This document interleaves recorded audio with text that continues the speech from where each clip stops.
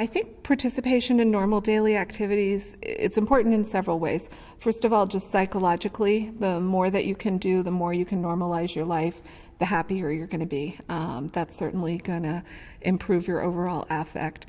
I think normal activities are also important because research has shown that when you have a stroke, as we reteach abilities and the brain relearns, activities that are familiar to you are much easier to learn, for the brain to relearn.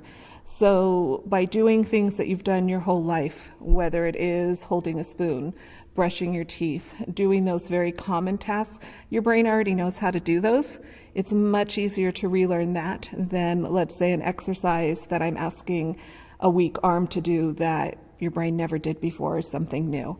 So we find that people who incorporate routine daily activities into their therapy and their exercises have a much better functional outcome. They see more functional return.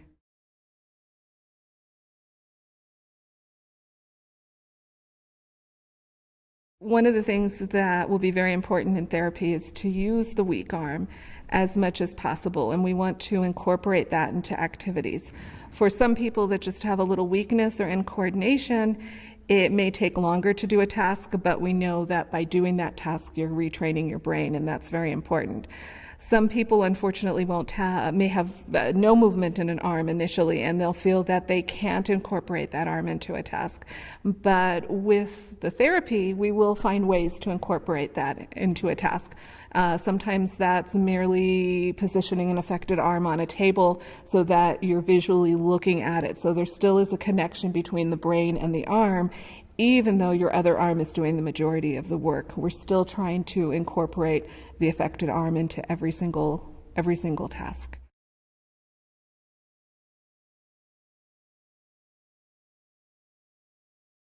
There's lots of research, and so it's one of the good things is that research is going on all the time. I think years ago, therapists kind of had one skill set, and we kind of had one approach for all patients that had a stroke. And now there's different schools of thought. Research has shown that what works for one person does not work for another one, that therapy needs to be very, very individualized. What one person may benefit from, another one doesn't. So what's really exciting is that we have lots of new techniques as well as devices to help facilitate movement. And they work on very different principles. Some basically function just using your available muscle strength.